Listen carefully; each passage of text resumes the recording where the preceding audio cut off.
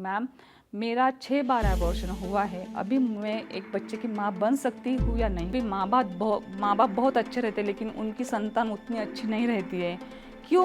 इसलिए मैंने आपको ये बताया है, कोई आपको बताएगा नहीं। इसी के ऊपर आपके बच्चे का भविष्य निर्भर है। करो और उसके बाद आप शारीरिक संबंध बना सकते हैं।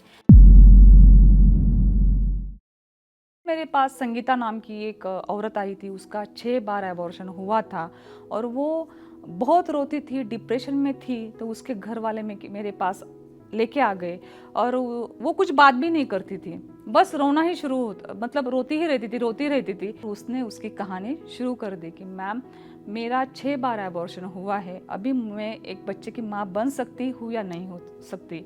ऐसे ही दूसरी नीता नाम की आ गई। उसका पहला बच्चा हाइड्रोकेफेलस था, मतलब उसके सिर में बहुत पानी भरा हुआ था और उसने मतलब डिलीवरी के टाइम बहुत बड़ा सिर की वजह से उसकी डिलीवरी के लिए भी उसको बहुत तकलीफ हो गई, तो सिजेरियन करना पड़ा और सिजेरियन के बाद वो बच्चा गुजर गया। ऐसे तीसरी जो उषा है, उषा के बारे में मैं आपको बताती हूँ कि उसका बहुत बीपी बढ़ता था। उसका 4 बार डिलीवरी के बाद उसमें 2 सीजर हुए थे और 4 बार उसका हाई बीपी की वजह से बच्चा गोद में ही मर जाता था और इतना बीपी बढ़ता था कि उसको कन्वर्जन आते थे और कन्वर्जन के बाद उसका सिजेरियन करना पड़ता था।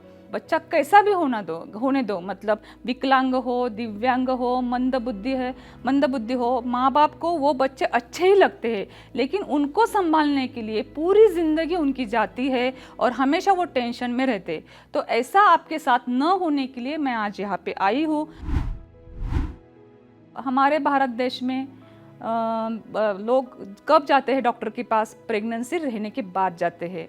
फिर प्रेगनेंसी रहने के बाद जब आप जाते हैं तो अगर आप में फिटल क्रोमोसोमल मतलब कुछ एबनॉर्मलिटीज़ रहती है, आपके जीन्स में कुछ एबनॉर्मलिटीज़ रहती है, या आपको कोई टॉर्च का इन्फेक्शन रहता है, मतलब टॉर्च इन्फेक्शन मतलब वायरल इन्फेक्शन रहता है, ऐसे बहुत कुछ अपला टेस्ट भी करना चाहिए, वो भी नहीं करते, तो कुछ ब्लड ग्रुप का भी प्रॉब्लम रहता है, तो आपको ये पता नहीं रहता है और आप डायरेक्टली कंसीव कर देते हैं बच्चा और उसके बाद आप डॉक्टर के पास जाते हैं। तो ये बहुत गलत है। जो घर पर छोटा मेहमान आने वाला है, जो बच्चा आने वाला है, अगर हमको पता नहीं है कि वो कब आने वाला है, तो हम एक बार प्रेगनेंसी रुक गई तो आपका शारीरिक और मानसिक मतलब आपकी स्थिति नहीं है कि वो बच्चा रखने की, तो आपको वो ऐसे बोझ लगेगा। इसलिए जब भी आपको प्रेगनेंसी प्लानिंग करनी है तो उसके पहले आप 6 महीने आप पूरा उसके काम पे लगो, आप डॉक्टर के पास जाओ, उनकी सलाह ले लो। और मैं ये भी आपको बताती हूँ कि भारत देश में बनाया हुआ जो आयुर्वेद शास्त्र है उसका भी थोड़ा फॉलो कीजिए। सुश्रुताचार्य एक बड़े महान ऋषि थे आयुर्वेद में, उन्होंने बताया था ध्रुवम चतुर्णाम सानिध्यात गर्भस्यात विविध पूर्वकर्म ऋतु क्षेत्रांबु बीजानाम सामग्र्यात अंकुरो यथा। जैसे कि अच्छी फसल आने के लिए हमें योग्य ऋतु चाहिए, सूर्य प्रकाश चाहिए, ज़्यादा पानी चाहिए और सुदृढ़ बीज चाहिए। जो सृष्टि में है ना वही हमारे भी शरीर में रहता है। तो हम फसल लगाने के लिए इतना मतलब विचार करते हैं, तो खुद के बच्चे के बारे में कितना सोचना चाहिए। तो अच्छा बच्चा होने के लिए मतलब सुदृढ़, होशियार, जोशपूर्ण, मजबूत और संयमी बच्चा होने के लिए, तेजस्वी बच्चा होने के लिए आपको योग्य टाइम, मतलब जब आपको लगता है कि हमें अभी बच्चा चाहिए, तब before the age of the 30 उसके साथ स्त्री और पुरुष बीच सुदृढ़ बीज चाहिए। आप दोनों का, पति पत्नी का शरीर भी सुदृढ़ चाहिए और एक अच्छे आत्मा की जरूरत रहती है।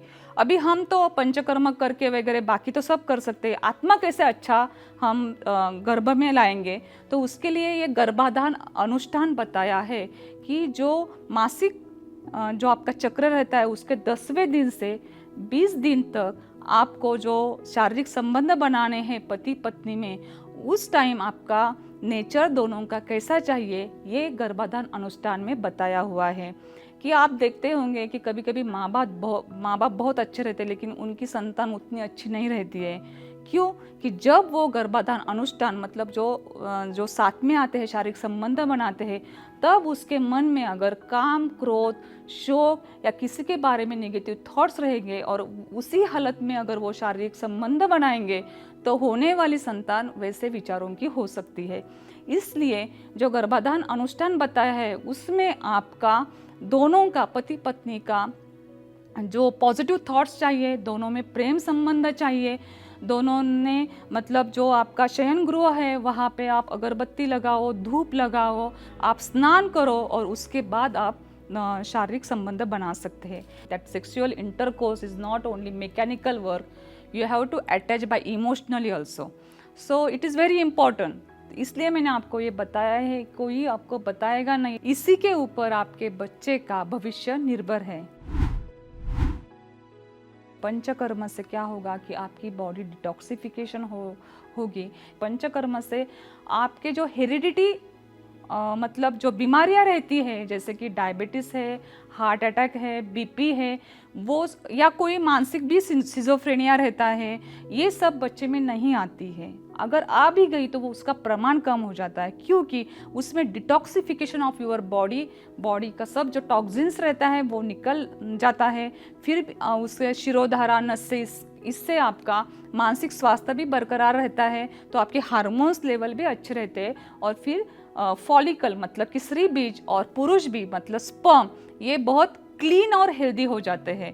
और उनका जब फर्टिलाइजेशन के लिए क्या रहता है, एक स्पर्म और एक egg, female egg, they meet to each other, after that fertilisation happen. मतलब जब बच्चा होने के लिए स्त्री बीज और पुरुष बीज ये हेल्दी होना बहुत ज़रूरी है।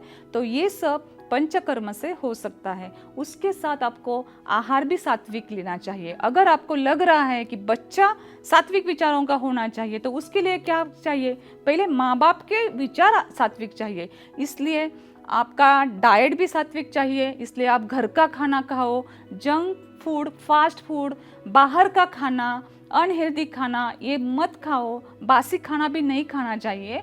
और शाम का खाना थोड़ा कम खाइए और जल्दी खाइए, मतलब शाम को थोड़ा हल्का पेट भरना चाहिए, ज़्यादा भर पेट खाना नहीं खाना चाहिए आपने। उसके साथ एक्सरसाइज में प्राणायाम कीजिए, शीतली, सितकारी, अनुलोम विलोम प्राणायाम, मेडिटेशन, ओंकार गुंजन, इससे आपके हार्मोन्स अच्छे रहेंगे। खाली एक ध्यान में रखो, कपालभाति नहीं करनी है हमें, क्योंकि बार बार हमें कपालभाति याद आती है जब हम प्राणायाम बोलते, तो वो मत करो। बाकी सब आप प्राणायाम, मेडिटेशन कर सकते हैं। आप एक्सरसाइज करो, आप काम, क्रोध, भय, लोभ, मद, मोह, मत्सर, ये षड रिपुन से दूर रहो। नहीं तो मेरी सास ऐसी है, मेरी बहू ऐसी है, या मेरी ननंद ने मुझे क्या, मतलब दूसरों का जो हम गॉसिपिंग करते हैं ना, वो मत करो। तो ही आप जो आपके विचार है वो अच्छे रखो, अच्छा मतलब बुक्स पढ़ो आप और संगीत सुनो। ये सब से मैं आपको एक बताती हूँ कि खाली आपका बच्चा डॉक्टर, इंजीनियर नहीं, तो उससे आगे जाके आपका घर का, समाज का और भारत देश का नाम रोशन करेगा।